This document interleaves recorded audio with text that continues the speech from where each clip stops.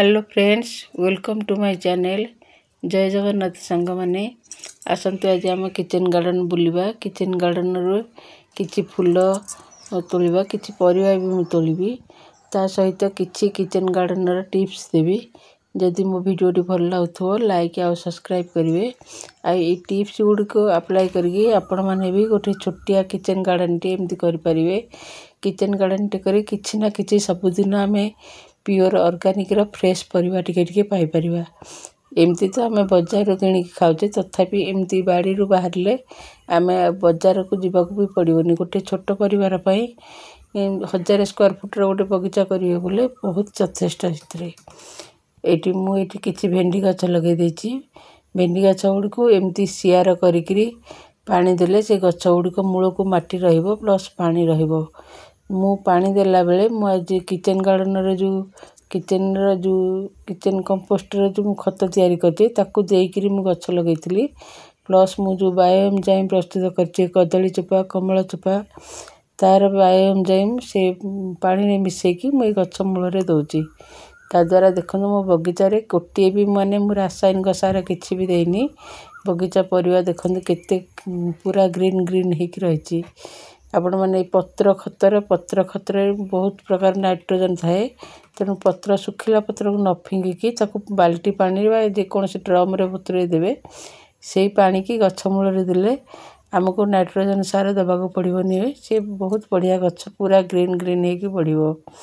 बेसी करके साग आउ कलरा भेंडी जे कौन सी गछ सिथिरे सबु गछरे आमे लगेले देले पानी उडिक पानी बहुत भल। लिंबू पत्र पानी, सुखिला पत्रर पानी, परिवा चोपार पानी आउ आमे जो कदली चोपा एकार जो मु बायो एंजाइम करछि तार पानी जे कौन सी लिक्विड फर्टिलाइजर पानी देले बहुत भल होइताय। सबुटु बेस्ट होइताय हमर एलोवेरा को लदी लिक्विड फर्टिलाइजर रूपे व्यवहार करबा ताले बहुत बढ़िया होइताय। एलोवेरा एई टाइम रे आपण माने एलोवेरा गछ किछि लगेइ दियंतु।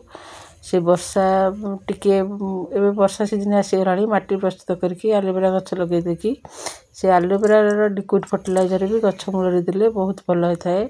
से पेस्टिसाइड रा काम करथाय बा आउ ये रो भी काम करथाय, फर्टिलाइजर रे भी काम करथाय। से बढ़िया बहुत भल से हम किचन गार्डन पाई। जदि किचन गार्डन करथे म तो कहबे एलोवेरा गछ लिंब गछ से गुडी थिले से हमर मृत्यु संजीवनी कहले हबो। गछ बनो पाई मरी जाउथवा गछरे भी फूल फल आसीबो। से एलोवेरा रो लिक्विड फर्टिलाइजर आपण जदि व्यवहार करिवे। मो एटी किछि जदि एलोवेरा रो लिक्विड फर्टिलाइजर व्यवहार कले बहुत भल। हम चेरो गुडी को बहुत स्ट्रांग होइताय। जे कौन से डाल जदि आपण पोतिया को चाहते एई जून मास परे जुलाई अगस्त बेलू जो डाल गुडी को पोतिबे एबेठू माटी प्रस्तुत करके रखि देथिबे। से एलोवेरा जेल देकी हम जदि डाल पोतिबा ताले गछ गुडी कर चेर शीघ्र लगी थाए। चेर स्ट्रांग होगा पाई एलोवेरा जेल बहुत भल। मु एटी किछि भेंडी तोली साइली, भेंडी तोली सारिकी एटी साग तोलुची। जे कौन सी गछरे बगीचा रे करंतु आपण प्योर ऑर्गेनिक रे करिवा को चेष्टा करिवे। अल्प हो पछे तार टेस्ट अलगा थाए।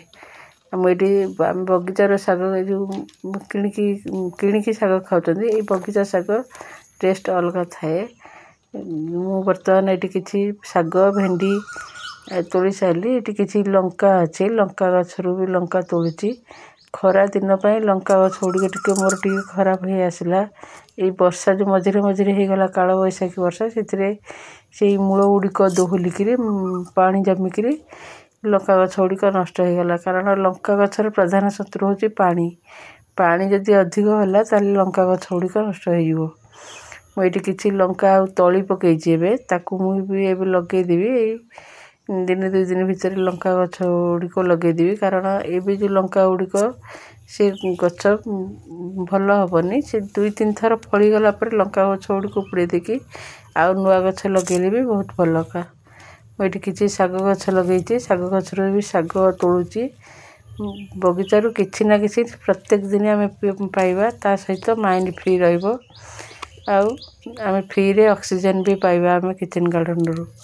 मु सबुदिन सकाळ संध्याळे 2 बेला टिके बगीचा रे बुली आसे। सकाळे प्राय परिया पत्र तोले आउ संध्याळे पानी दिए गछरे संध्याळे पानी देले भी बहुत भल। गछ राति सारा ठंडा पाइला ଆଉ ସକାଳୁ ସୂର୍ଯ୍ୟ କିରଣ ପାଇଲେ ଗଛ ଗୁଡ଼ିକ ବହୁତ ଭଲ ରହିବ। ମୁଁ ଏଇଠି ମୋ ବଗିଚାରୁ କିଛି ଶାଗ, ଭେଣ୍ଡି, ଆଜି ଭେଣ୍ଡି ଏବେ ବି 7-8ଟା ଲେଖାଏଁ ଭେଣ୍ଡି ବାହାରୁଛି, ନୂଆ ନୂଆ ଭେଣ୍ଡି ବାହାରୁଛି, ତେଣୁ ତୋଳିବାକୁ ଟିକେ ବହୁତ ଖୁସି ଲାଗୁଛି। ଆଉ କଲରା, ଭେଣ୍ଡି, ଜହ୍ନି, କାକୁଡ଼ି ଯାହା ଲଗାଇବାକୁ ଚାହୁଁଥିବେ ଏଇ ଜୁନ୍ ମାସ ପୂର୍ବରୁ ଲଗାଇଦେଲେ ଭଲ, କାରଣ ଜୁନ୍ ମାସ ପରେ ବର୍ଷା ଦିନ ଆସିଯିବ। ବର୍ଷା ଦିନ ଆସିଗଲେ ଗଛ ଗୁଡ଼ିକ ପ୍ରାୟତଃ ବଗିଚାରେ ବେଶୀ ବର୍ଷା, ବେଶୀ ଖରା, ବେଶୀ ଶୀତ ସମୟରେ କୌଣସି ଗଛ ଲଗାଇବେନି। ତେଣୁ ଜୁନ୍ ମାସ ଜୁନ୍ 15-20 ବେଳକୁ ପ୍ରାୟ ବର୍ଷା ଆସିଯାଇଥାଏ। ତା ପୂର୍ବରୁ ଆମେ ଯେକୌଣସି ବର୍ଷା ଦିନିଆ ଗଛ ଲଗାଇଦେଲେ ବହୁତ ଭଲ। ଯଦି ଡାଳରୁ ଗଛ କରିବାକୁ ଚାହୁଁଥିବେ ତାହେଲେ ଜୁଲାଇ ଅଗଷ୍ଟ ମାସରେ ଯେକୌଣସି ଫୁଲ ଗଛର ଡାଳ ଲଗାଇଲେ ସେ ବହୁତ ଭଲ ହୋଇଥାଏ। ଆଉ ଏବେଠୁ ମାଟି ପ୍ରସ୍ତୁତ କରି ରଖିଥିବେ, ଅଗଷ୍ଟ ମାସ ବେଳକୁ ଖଣ୍ଡେ ଖଣ୍ଡେ ଡାଳ ପୋତିଦେଲେ ଆପଣ ବହୁତ ସାରା ଫୁଲ କରିପାରିବେ। ଯେକୌଣସି ଗୋଟିଏ ମନ୍ଦାର ଗଛ କିଣିବାକୁ ଗଲେ ପ୍ରାୟ 30, 40, 50 ଟଙ୍କା କୁହନ୍ତି, ଖଣ୍ଡେ ଖଣ୍ଡେ ଡାଳ ଏମିତି ପୋତିଦେଲେ ବହୁତ ଗଛ କରିପାରିବେ, ନା ବିଭିନ୍ନ ପ୍ରକାରର ଗଛ ବି କରିପାରିବେ। ମୁଁ ଏଠି ମୋ ବଗିଚାରୁ ଆଜି ଶାଗ, ଭେଣ୍ଡି, ବାଇଗଣ ସବୁ କିଛି ଅଳ୍ପ ଅଳ୍ପ ତୋଳିଲି। ଅଳ୍ପ ଅଳ୍ପ ତୋଳିଲେ ବି ମଧ୍ୟ ମୋ ମନ ଖୁସି ରହିଥାଏ। ଯଦି ମୋ ଭିଡ଼ିଓଟି ଭଲ ଲାଗୁଥିବ ତାହେଲେ ଲାଇକ୍ ଆଉ ସବସ୍କ୍ରାଇବ୍ କରିବେ।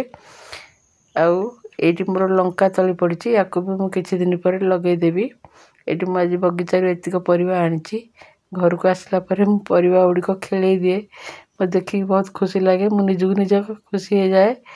ଆଉ ମୋ ଭିଡ଼ିଓଟି ଯଦି ଭଲ ଲାଗୁଥିବ ତାହେଲେ ଲାଇକ୍ ଆଉ ସବସ୍କ୍ରାଇବ୍ କରିବେ। ଜୟ ଜଗନ୍ନାଥ। ସାଙ୍ଗମାନେ ରହିଲି। ଏମିତି କିଚେନ୍ ଗାର୍ଡ଼େନ୍ ଟିକେ କରି ପରିବେଶକୁ ସଫା ରଖ।